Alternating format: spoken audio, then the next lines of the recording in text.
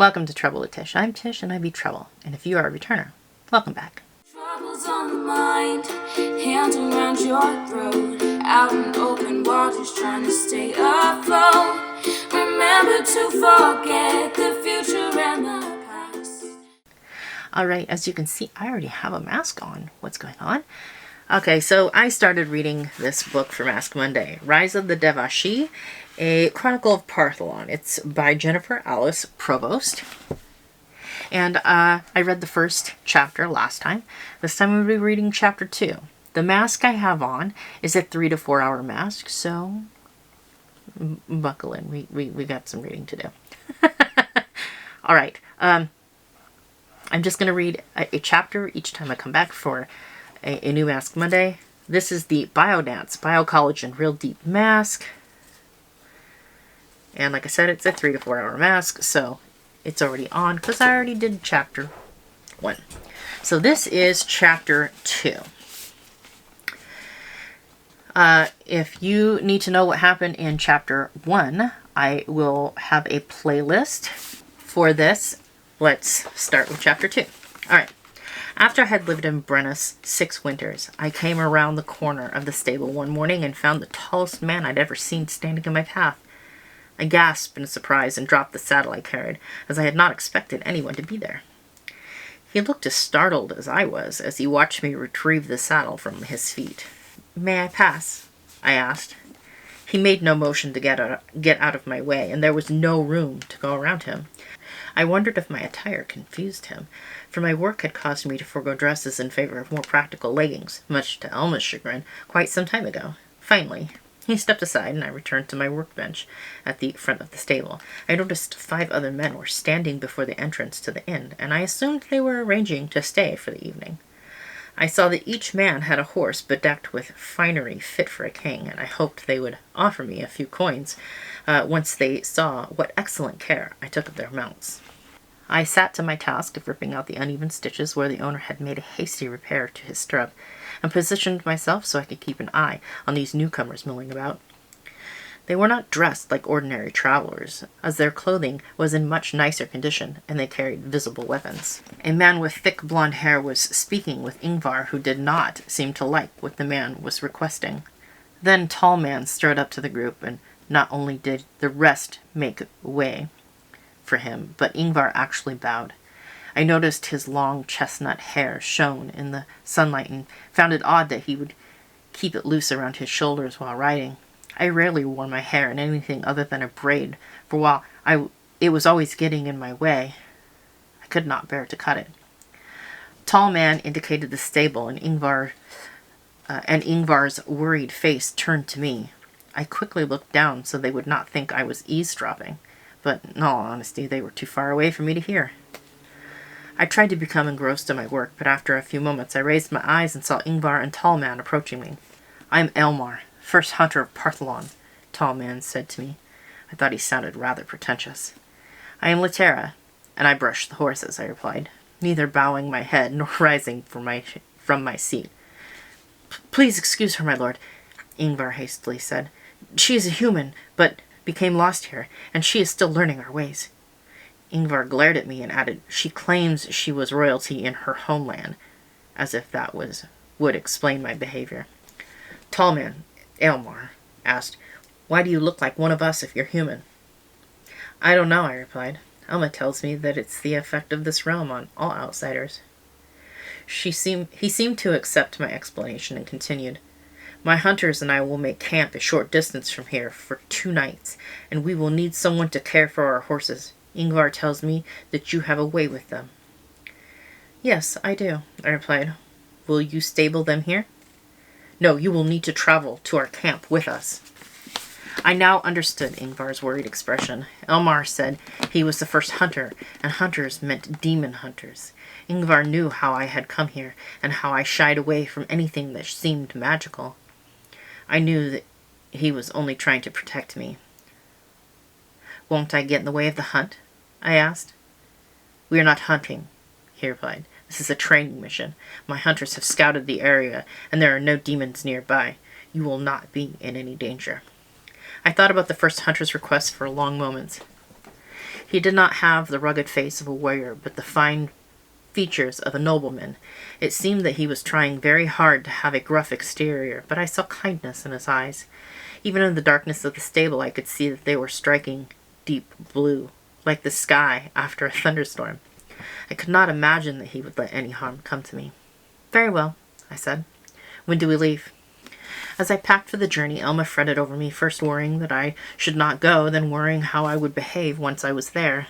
She coached me repeatedly on matters of etiquette, such as how I was to address the hunters as "my lord," never by their names. When she tried to demonstrate a curtsy, I stopped her. "Elma," I said in an exasperated tone, "I'm a king's daughter. I know how to curtsy." "I know, dear, I know," she said as she wrung her hands. "I'm just concerned for you. I do not like the idea of this mission at all." I patted her on the shoulder. "Do not worry about me," I said. "I will spend 2 days in the forest, teach these men how to properly care for their horses. And when I return, you can make my favorite soup." Elma smiled at my words, for which I was glad, as I greatly enjoyed her cooking, but her eyes remained troubled. I lifted my pack and gave her a kiss on the cheek as I passed. "Remember, I like lots of potatoes. And leeks," I called over my shoulder. I joined the hunters, who had assembled at the inn's small courtyard, who were astride magnificent stallions that pawed the ground impatiently while they waited for me. Since I was just a stable girl and had no horse of my own, I borrowed Elma's old pony, Shira, and as I mounted, I wished I could ride one of the great war horses instead. Once I settled atop the pony, Elmar gave the signal to depart, and we fell in behind him, with me and Shira bringing up the rear. After we departed from the village, the hunters that rode near me dropped their stern exteriors, and we became fast friends. I learned that the one with the blonde hair was called Finley, and he was Aylmar's second. He rode at my left until the trail became too narrow to fit both horses abreast.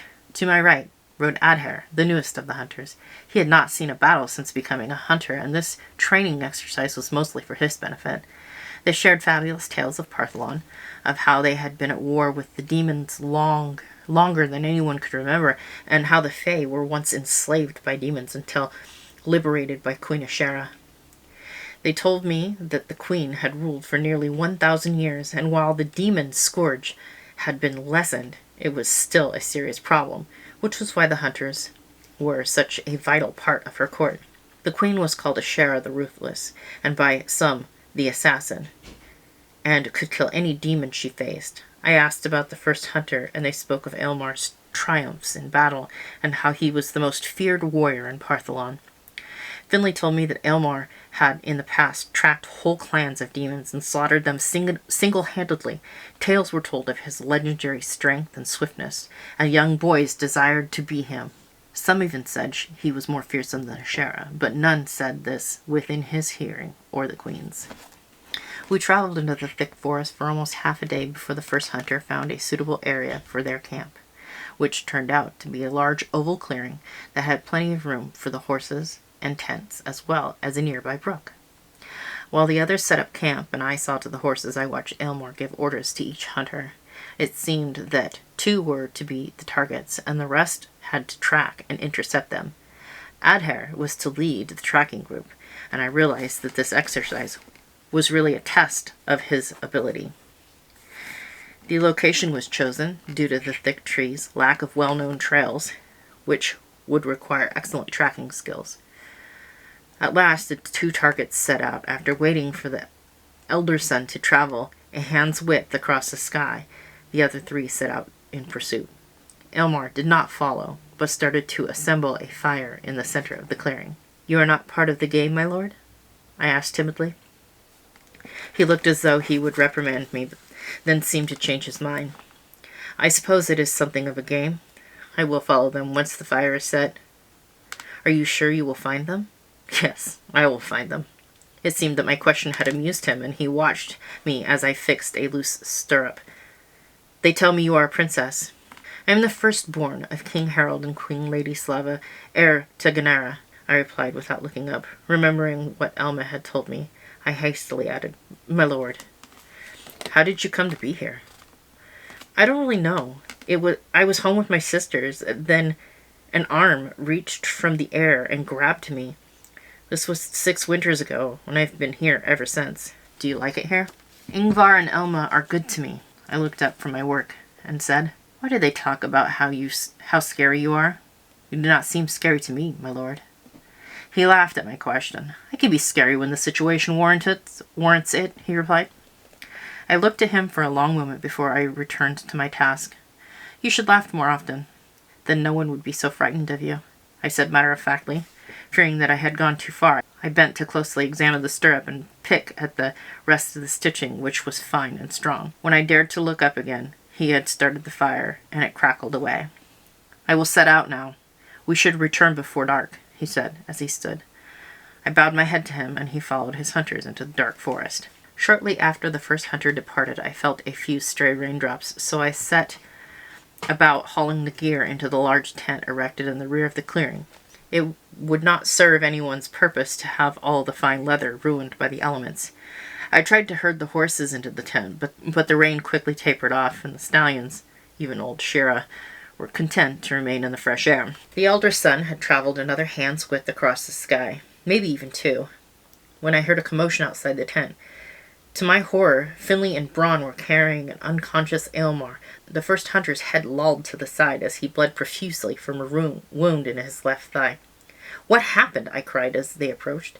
Ambush, grunted Finley as they hurried past me. They deposited their leader on the table as he turned back to me. Can you see to his wound? He commanded more than asked. I nodded, and they quickly disappeared into the trees. I quickly cleaned and bandaged the gaping wound. Once the bleeding had stopped, I tried to move him from the table to a cot in the rear of the tent, but he was far too heavy for me to lift. I settled for placing rolled blankets under his head and knees to make him more comfortable, and then I sat beside him with a bowl of water and a soft cloth to set about cleaning the grime from his face and hands. When my task was complete, I covered him in a third blanket, even though the afternoon was warm, for he had lost a great deal of blood and may develop a chill, and I began to prepare a simple meal of porridge for when he awakened. I picked some fruit from a nearby tree and started to slice it into the pot. I was concentrating so intently on not slicing my fingers, I almost did not hear them coming. Apparently, it had not occurred to anyone that they might have been followed as they returned Aylmar to the relative safety of the tent. If these people knew that he was first hunter, they may try to capture and ransom him to whoever paid the highest price, whether it was to Queen Ashera or some other miscreant. I dropped the bowl of fruit and looked around for a weapon. I had been using my dagger, but I wanted something with a longer reach. My eyes settled on Elmar's sword, and I grabbed it from its sheath, and it was so heavy I almost dropped it. I had not realized how much a sword could weigh, and all the hunters carried them as if they were light as a feather. I had barely tightened my grip when a twig snapped behind me, and I spun to face 3 of what had to be demons. I had heard many tales of demons, but I had never even seen a picture of one, and here were 3 less than 20 paces from me. They almost looked human, but I could sense something inherently wrong about them as they stalked the far edge of the clearing, eyeing the small fire that blazed in the center. The largest one, who seemed to be the leader, must have decided one girl was not very much of a threat, and barked an order at the other 2. I stood in the entrance of the tent and watched them approach, while I tried very hard not to drop the sword. The leader stopped a few paces from me, growling something about me stepping aside. "Leave here, and I will let you live," I shouted in response. They laughed, and the leader pointed at me and made crude remarks about how he was going to kill me. This infuriated me, and the resulting fire in my belly burnt away any fear that I was holding on to. I let out a mighty shout and rushed at the leader, and brought the sword down on his arm and pushed him back into the fire. I stared in amazement at the severed arm at my feet, and the clearing quickly filled with his screams and the thick smoke from his burned flesh. The other 2 lunged at me, and I tore my eyes from the arm in the dirt as I raced toward them, evading one of my attackers as I sliced the other one's neck open. He gasped in amazement as his blood flowed onto the ground. I spun around and plunged the sword into the other's chest, and he staggered back and shook in his death throes. I stood for a moment, panting over these 2 corpses. The one whose throat I slit had scales on his neck and a snake-like tongue sticking out of his mouth, while the other's hands were covered in black fur like a panther or a bear and had claws instead of fingers. I started to wonder if demons were nothing more than some kind of human and animal hybrid when the leader, who I had forgotten about, grabbed me from behind. He clapped a great scaly hand over my face, the sick smell of him filling my nose as it stung my eyes.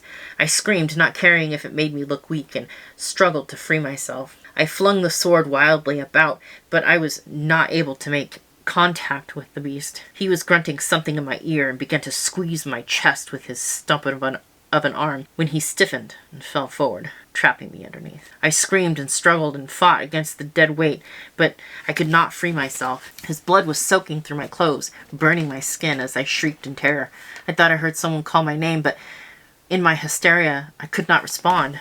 I felt the corpse move off of me, and I screamed louder, certain that more demons had descended upon the clearing and were coming to finish me off. Thank the gods it was no demon, but Aylmar, who dragged the foul carcass from me. Once I was free, he knelt down and drew me to him, whispering that they could not hurt me any longer, that he had me and I was safe with him. He held me as I bawled into his shoulder, smoothing my hair and rocking me like a baby until his words reached me. When at last he calmed me, I raised my head, hardly able to see him through my tears. "You should not be walking around with that wound," I said, humiliated by the wet marks on his shirt. "You're right," he replied, "but you should not be killing demons." He surveyed the area, looking for his hunters, only to learn that I had been left alone. "Who is here with you?" he demanded. "No one, my lord," I answered with my head down. He pointed to the two lesser demons. "Then who killed these two?" he asked. "I did, with your sword." We turned to face the tent, and I saw the leader's corpse, which had a small blade protruding from the base of his skull. "And did you cut off the Mordeath's arm with my sword?" Aylmar asked as he leaned across the body to retrieve his knife. "Mordeath? A demon warlord is called a Mordeath," he answered, pointing to the largest corpse. "This Mordeath is called Murskoth. Did you cut off his arm?" "Yes, then I pushed him into the fire." I looked around the clearing, shivering in spite of the warm day, as I looked at the grotesque bodies, two of which were dead at my hand. I turned back to the first hunter and tried very hard not to cry. "What if there are more?" Aylmar gently stroked my forehead, using his thumb to push the stray curls back from my face. "If there are more, you will get behind me, and if I tell you to run, you will run. Do you understand?" he asked as I nodded, not trusting my voice. "I will not let anything hurt you. You have my word." I nodded again, offering him a small smile as Aylmar mentioned we should get back from the stinking bodies. His injured leg faltered as he tried to stand, and as I rushed to support his weight, he cursed under his breath, the curses becoming louder with every step he took. Once we were within the tent, I asked if I could check his dressing, worried that his recent movement caused it to bleed again. "You mean you not only guard me, but you're my healer as well?" he smirked. I was too embarrassed to respond as I began rewrapping his wound and worked in silence. As I did, he moved my braid off my neck, the sharp intake of his breath telling me he was not pleased with what he saw.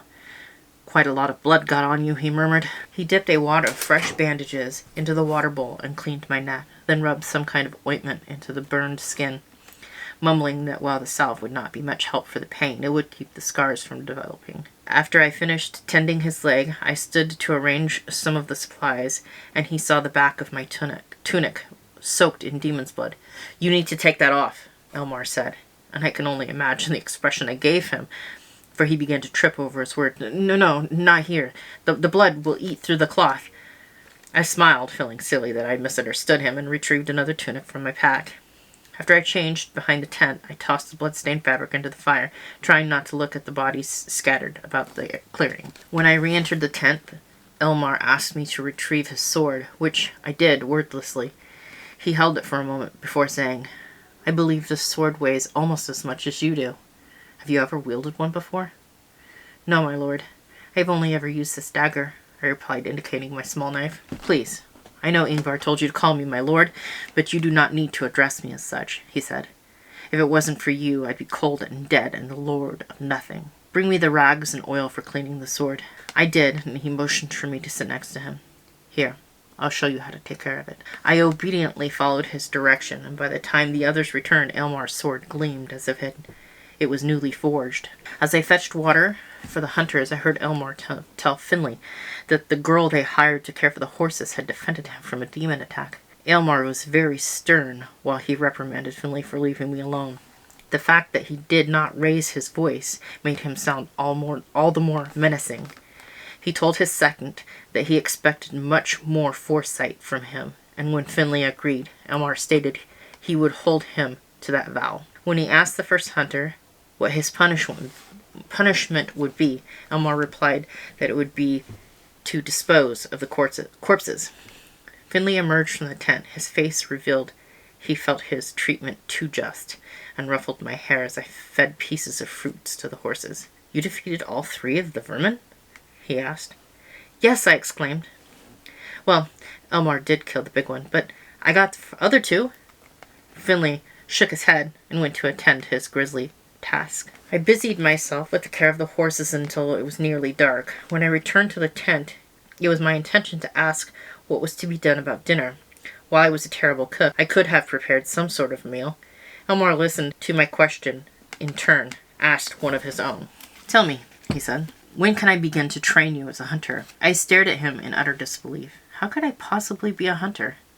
I was too small, too slow, too weak, too everything that I was and everything that he wasn't. "I do not think I would be a good hunter," was my shaky reply.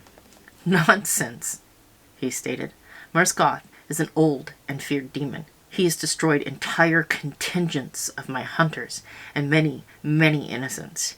He gave me this wound today, but you took him down and there isn't a scratch on you." "But you," I began, as he held up his hand to stop me. "You cut off his arm. You burnt him. And you don't even know how to use a sword." I looked at my feet and said nothing. "Laterra, you are brave and swift and intelligent. Those are the most important skills for the hunter to possess. I saw you fight the first 2, and you were amazing." He grasped my hand and pulled me down next to him. "Let me train you. Come back with me to the palace. You will be happy there, much happier than living in a stable in Brennus." I looked at the first hunter for a long time before I answered him. I thought about how I had come to enjoy my time in Brennus, and grown quite fond of Ingvar and Elma. I also considered how hard my life had become, in stark contrast to my childhood in Ganera, where every my need was met before I could ask. I did not think I would be so scared for this new palace, but life there had to be easier than sleeping in a stable with only hay to rest my head upon. Elmar did not rush me as I weighed my options, and seemed to appreciate that I did not blurt out my response. I watched his eyes and noted they were kind. Not in a twinkling way like Ingvar's, but in a much more subtle manner. They told me he was faithful and compassionate, and that he would protect me in this strange land that just became stranger. I felt myself falling into his bottomless blue eyes, and knew that I would follow him across the plains of hell if he asked me to. "Yes," I replied. "I will accept your offer and go to this palace.